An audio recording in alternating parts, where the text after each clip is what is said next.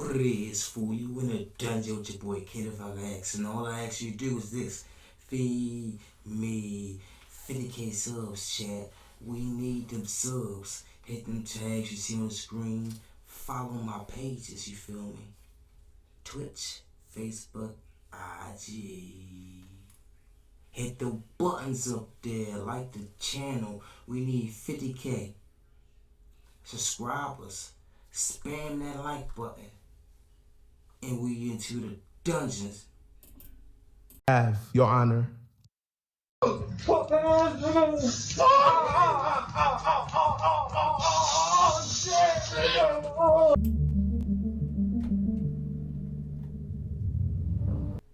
You in the dungeon with your boy K the fuck I ask. And all I ask you to do is this: feed me 50K subs, chat. We need them subs, chat. Let's go. We covering this Diddy-ish. I ain't know yo was so filthy. Woo. Now look, hit them buttons up there. Like, subscribe, comment. Most of all, like and subscribe. Hit them buttons up there. Follow me on Twitch, Facebook, and IG. Let's go. He said wherever he wanted to happen. He don't know. That's crazy. But on the other situation, I feel like this. The industry is built on that. The music industry, the movie industry is built on that. They call them gatekeepers. Whew. Money speaks. If you got money, they gonna hide it for years. What's that football coach from Penn Station? Diddy Combs was sued in federal court yesterday by former partner and singer Cassie. She is accusing Combs of... This the last time we stop. We gonna go straight through. All I'm asking you to do, chat, is feed me 50K subs. We about to bring you that all straight fire. Look, you in a dungeon with your boy K the fuck I ask. Hit them buttons up there. Follow me Twitch, IG, and Facebook. Like the channel, subscribe to the channel. I'm about to bang your head with this fire. This shit is untold stories right here. Watch. Over once again. So he threatened her. The defendant told Cassie that if she defied him again, he would publicly release the videos of her having sex with male escorts that he kept as blackmail. Souvenirs of the most humiliating nights of her life. This was just one night in the defendant's 2 decades of crime. In one night, he and his lieutenant kidnapped an employee, broke into a man's house, and the defendant beat and blackmailed his girlfriend. And as you will learn, this was just the tip of the iceberg. These are not the only crimes the defendant committed. That's not the only time he kidnapped someone, and Cassie is not the only woman he beat or sexually exploited. For 20 years, the defendant, with the help of his trusted inner circle, committed crime after crime. That's why we're here today. That's what this case is about. 20 years of crime is a lot to cover. So first, I'm going to walk you through what evidence in this case will show. Then I will explain a little bit about the charges, and then I will tell you how the government will prove that the defendant is guilty beyond a reasonable doubt. So what will the evidence show? You'll learn that the defendant was a musician who created an empire. He had a record label, Bad Boy Records, and other businesses that he ran or controlled. Those businesses made the defendant rich, and he used money and resources from those companies to build his reputation and to feed his every desire. To do that, he relied on an inner circle of people closest to him, like his bodyguards, chief of staff, and other high-ranking employees who ran all aspects of his life. Together, the group worked to promote the defendant's power. They carefully cultivated and guarded his reputation. And they worked to get the defendant everything he wanted. He sometimes called himself the king, and he expected to be treated like one. He expected his inner circle to cater to his every desire, including his sexual desires. For years, the defendant used his inner circle and his company's resources to sexually exploit multiple women, including women he forced and manipulated into having sex with male escorts, meaning men who the defendant paid to have sex with women while he watched. No matter what, the defendant and his inner circle made sure he got everything he wanted. Many times that involved committing crimes together and then covering up those crimes. Those crimes included violent acts, like when the defendant brought his bodyguard and his gun to kidnap the employee I mentioned earlier. But you'll hear about the other violence too, like when the defendant's bodyguards kidnapped the same employee another time, forcing her to sit through days of lie detector tests, or when the defendant had a man's car set on fire, or when the defendant dangled a woman over a balcony. You'll see and hear evidence of all of this. The defendant had impossible demands. When his employees failed to meet those demands, the defendant threw things at them, threatened them, hit them, or pressured them to take drugs. He even sexually assaulted one of them. You'll also hear how the defendant used his employees to get and distribute drugs. They delivered those drugs whenever the defendant asked, including so he could give those same drugs to the women he was forcing to have sex with male escorts. He transported those women and those escorts across state lines and even out of the country for those sex acts. And he used his inner circle and the vast resources of his business empire to help arrange those trips and make the women available to him. Let me be very clear on this next point. This case is not about a celebrity's private sexual preferences. The evidence will show that the sexual conduct at issue in this case was coercive and criminal, because the defendant made women have sex when they did not want to, because he threatened them, he drugged help, he lied to them, and he even used violence to make them do it. A lot of this trial will focus on just two of those women, Cassie, who I talked about earlier, and Jane. Some of the details of what happened to Cassie and Jane may be hard to hear, but this is what the evidence will show happened. The defendant used lies, drugs, threats, and violence to force and coerce first Cassie and later Jane to have sex with him in front of male escorts. The defendant insisted that the sex occur in a very specific, highly orchestrated way. These sexual performances lasted multiple days and involved multiple escorts. The defendant called these encounters by different names over the years. First, freak-offs, later, wild king nights or hotel nights. Week after week, the defendant directed freak-offs in hotels across the country and sometimes out of the country. At times, the defendant had escorts and the women travel from out of state, so the defendant's staff sometimes organized flights, cars, and hotels. The defendant's businesses paid those expenses. The defendant had particular demands for freak-offs. At his direction, the defendant's staff set up the room in advance with supplies, like his preferred lighting, extra linens, and lubricant. His staff remained on call to refresh anything the defendant needed, like cash to pay the escorts or drugs for the women and the defendant. The hotel rooms were dark.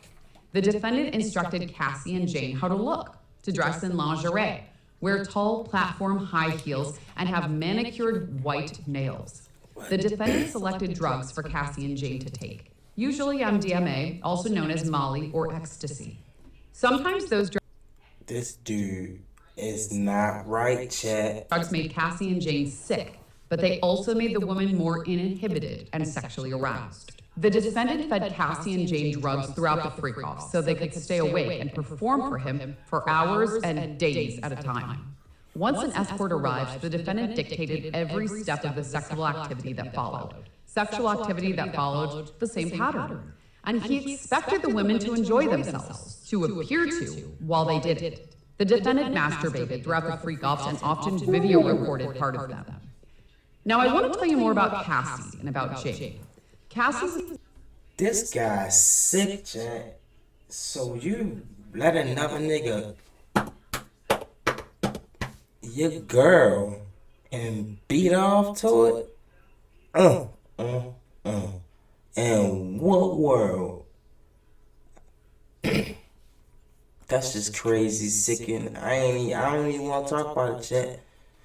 Let's get back into it. Feed me 50K subs, you in the dungeon with your boy K the fuck I am. She's a 19-year-old model and is older than her and the head of a record label. Soon Cassie was signed to a 10-album deal with the label. The defendant pursued Cassie and within a year, they were dating. They stayed together on and off until about 2018. During that time, Cassie tried to work on her music and in modeling and acting, but the defendant made her turn down many opportunities. Instead, he paid for Cassie's cars, her apartments, and some of her day-to-day expenses. Although Cassie recorded music constantly, the defendant, the head of her record label, had final say on the music that she released. It was never another album. The defendant started abusing Cassie early on. Initially, Cassie fought back, but time and again, the defendant hit Cassie in the head, threw her to the ground and kicked her, and dragged her by the hair. In 2009, the defendant threw Cassie to the floor of an SUV and stomped repeatedly on her face. To hide her injuries, the defendant forced Cassie to stay in a hotel for the next week. He refused to let her leave and had his staff check on her to make sure she stayed put. The defendant also introduced Cassie to freak-offs early on. Soon the defendant made it Cassie's job to find and book escorts for freak-offs. Freak-offs that were happening as often as once a week for days at a time. Meaning that for almost half of every week, crazy. Cassie was in a dark hotel room, high and awake for days, performing sex acts that she did not want to do on male escorts. Cassie will tell you how she felt like she was choking when the defendant made an escort urinate in her mouth, and how she overdosed at a freak-off when she still had an open wound on her face from the defendant's most recent assault. The defendant's physical attack on Cassie happened at the freak-offs too. As you will see on video during this trial, the defendant hit and kicked Cassie in the hallway of an LA hotel, trying to drag her back to the room where they had been with an escort. We'll talk more about that video later. Cassie tried the first freak-off because she loved the defendant and wanted to make him happy. After that, she knew it was not something she wanted to do, but because of the defendant, it became almost everything she did. Because if Cassie didn't do what the defendant wanted, the consequences were severe. Physically, the defendant beat her viciously, exploding over even the tiniest slight and beating her to show who was in charge. He beat her when she didn't answer the phone when he called. He beat her when she left a freak-off without his permission. He beat her when he thought she took too long in the bathroom. The defendant taught Cassie that to find him could and often would end in violence. And when she tried to run away, he always found her, often with the help of his inner circle. And Cassie's career and livelihood were also in the defendant's hands, something the defendant made clear to Cassie. He told her he could destroy her career by releasing the videos that he recorded of her performing sex acts on dozens and dozens of male escorts. So Cassie knew that failing to please the defendant, refusing his demands, had more than just physical consequences. It had the power to ruin her life. The defendant's control, the defendant's violence, and the defendant's threats. That is how the defendant ensured Cassie could not say no to him. So time and again, when the defendant suggested to Cassie that they have a freak-off, she knew she had no choice but to agree and went to work setting one up. She texted the escorts, arranged for them to come to hotels, and put on the performance the defendant wanted. Her livelihood and her safety depended on keeping him happy. Cassie's relationship with the defendant was complicated. You will hear during this trial that both Cassie and the defendant were unfaithful, jealous, and at times angry. But only one of them had power. Only one had control, and that was the defendant. And with that power and with that control, he made Cassie do his bidding in those dark hotel rooms. That's crazy. You'll learn, though, that Cassie was not the only woman the defendant did this to. This was a part of a pattern. Now, I want to tell you about Jane. Jane was a single mom who started spending time with the defendant in 2020. The defendant pursued and romanced Jane, who fell in love with him quickly. Jane was not seeing other men, but the defendant was seeing other women at the time, so his relationship with Jane was not at all public. For the first few months, their sex life was just the two of them, and Jane was happy. That was until the defendant introduced Jane to freak-offs. One night, when they had already taken drugs and been having sex for hours, the defendant told Jane about freak-offs. Jane agreed to try one to make the defendant happy. To her surprise, the defendant said he would make it happen immediately, that very same night. He took her to a hotel where a room was already set up and an escort was on the way. Jane was nervous, and the defendant directed her step by step. Jane thought the first freak-off was a one-time wild night. Jane was wrong. The defendant continued asking Jane to have freak-offs and promising that if she did, they would spend quality time together. They would go on dates together. They would go on trips. That was what Jade wanted more than anything, a real relationship. So she agreed. She helped plan freak-offs and reach out to escorts. But even though the defendant promised her quality time and trips, he never delivered. Those were just lies he told her to get more nights in dark hotel rooms with escorts. Jane will tell you about those nights in detail, how she wanted the escorts to wear condoms, but many times the defendant did not let them. And Jane will tell you how he had her take drugs to stay awake and aroused for days. Jane... Did they say what I think they said? He made them not wear a condom. Not supposed to be his girl, so he want to catch something? Oh, boy's sick, bro. The boy's sick. Like, sick. That's what I'm saying. Feed me 50K, chat. We need them subs. Hundreds of times. She gave testimony that Diddy regularly filmed these freak-offs, told the court that he had blackmailed her with the videos over time. The jury was showed explicit images of Cassie from some of these freak-offs. Cassie testified about her relationship with Kid Cudi and how Diddy threatened to blow up his car because of their relationship. And then at the end of... We heard all that, chat. Photographs of male escorts who Diddy paid to have sex with Cassie during freak-off sessions as he sat on the sidelines and watched. She revealed that she participated in these freak-offs hundreds of times. She gave testimony that Diddy regularly filmed these freak-offs, told the court that he had blackmailed her with the videos over time. The jury was showed explicit images of Cassie from some of these freak-offs. Cassie testified about her relationship with Kid Cudi and how Diddy threatened to blow up his car because of the relationship. And then at the end of the questioning, they focused on an episode in 2018 where Diddy allegedly R-worded Cassie. Plus, she said that she often suffered injuries and health problems like stomach issues, gastrointestinal issues, and UTIs after these freak-offs. And sometimes Diddy would make her continue participating in these freak-offs even while she had UTIs. It was a pretty wild day. So today, the defense attorney gets to focus on a lot of that Cassie told the prosecution, and they are going to try to cast doubt on her stories. They are going to try to call into question the coercion claims about her being forced to participate in these freak-offs. And so yeah, with all of that, let's go ahead and get into week 2, day 4 of the Diddy trial. So at about 8:42 this morning, Cassie returned to the stand, and one of Diddy's attorneys named Anna Estevo is the defense lawyer that is going to be asking questions and cross-examining Cassie on behalf of Diddy. She started by asking Cassie about her relationship with Diddy over the years by asking if they were in love, to which Cassie replies yes. The defense lawyer points out that Cassie called Diddy by his first name, Sean, throughout her testimony so far. She said there were other names like Puff Daddy, Diddy, but you called him Sean. Is that correct? Cassie said yes. The lawyer then asks if Cassie knew the real...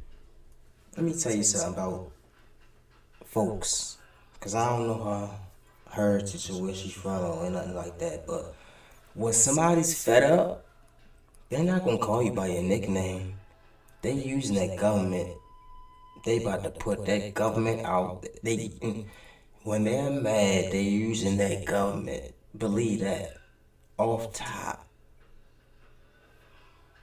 Sean and the Sean others didn't see. Cassie again replies yes to both of those questions. The attorney says you knew a version of him the public didn't know. Cassie said correct. Then the lawyer asks if Cassie knew how special she was to Diddy, a question that Cassie responds to with no. They then ask her about the infidelity in the relationship and if it hurt when Diddy lied and cheated on her, and Cassie agreed. The lawyer asks why she put up with this for 11 years. And she said that she didn't put up with it for the entire time, that they did have breaks, but she would inevitably keep going back to him. She said she spent a lot of time feeling hurt in the early stages of the relationship, and that she fell in love with Diddy quickly. Apparently, there was also some back and forth between prosecutors and the defense and the judge about how quickly the cross-examination of Cassie was going to happen. Pretty much, they wanted her off the stand quickly due to her pregnancy, which is hilarious because the prosecution took their time questioning Cassie, but when it's the defense's turn, they wanted to hurry up and rushed along. So it says right here, the defense wants to show that Cassie Ventura was a willing participant in her relationship.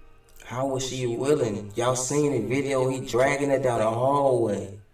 And that was the last freak off. I thought they were just in a hotel chilling. It was just them two. Allegedly, there was people in the room waiting for her to perform sexual acts. I'm like, come on now, chat. Mary Bizarre is like, even though we know you're guilty, even though we know you're in trouble, we still not gonna speak on it. We know you did them people wrong, but that bag is still there, and it can be still there if your head's still out here. So we're not gonna speak on that. We just gonna try to hush them up with some money and try see if you can get better and not do it again. But most folks be knowing that peoples be doing this shit and still be backing them up. Like, how can you do this to a female? Don't you got a mother, sister, cousins that's females? How, like, why would you abuse them? They're the most precious things on this earth. Treat them with a lot of respect, because you come from a female. You shouldn't do them wrong. You, $1 bill, it's enough to pay yourself out of the FBI. You know, he probably not gonna sit. You know how they go. Now I gotta ask you this, chat. If you was invited to one of them parties, would you go? How much amount of money would it take you to get out there in the all-white party? 50 told y'all years ago about that dude. Terrence Howard put him out there. Me personally, I ain't going for none of that shit. Meek got his cheeks beat at one of them parties. Whew. Feed me 50K subs, chat. We need them subs. You in a dungeon with your boy K, the fuck I ask. All I ask you do is feed me 50K. Subscribe to the channel, like the channel. Diddy ain't right, cuz. 14 years old. You're a dad now. Would you ever send your kid to He puppy said, camp? I don't give 2 fucks who you is. I'm not doing none of that shit because you rich. I find my own way to get the bag. That's crazy. So if you out there listening and watching, tuning in right now, you in a dungeon with your boy, females, don't go for that shit. Please don't. Pay attention to these weird ass niggas out here. Like, comment, subscribe, hit me in that comment box. I'ma hit it back, keep it a beam, no matter what you say. Feed me 50K, let's get back into it. I need them subs, chat. Feed me 50K, let's go.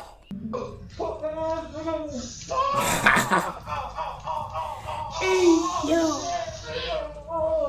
All the champagne was spiked, son. Like, all the champagne was spiked. Everybody was passed the fuck out. Ain't no way. I don't drink, so I was playing that shit off like I don't fucking drink. I smoke, nigga.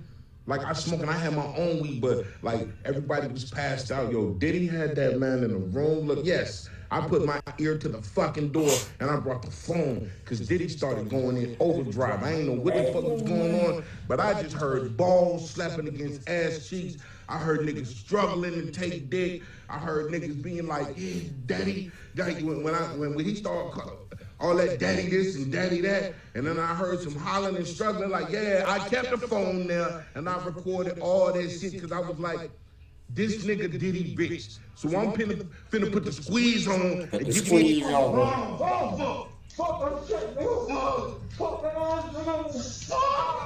And that's your boy Meek getting clapped. all the champagne was spiked, son. Like, all the champagne was spiked. Bro,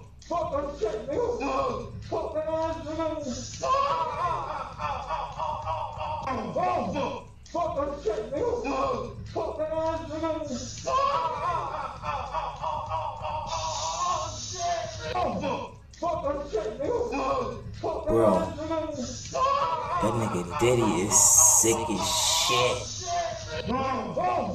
You in it done with your boy.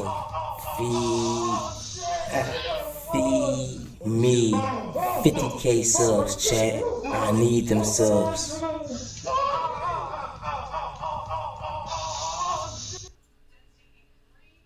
That dude, Diddy, is a sick ass individual. You was in a dungeon with your boy K the fuck I ask. All I ask you do is this. Hit them buttons up there.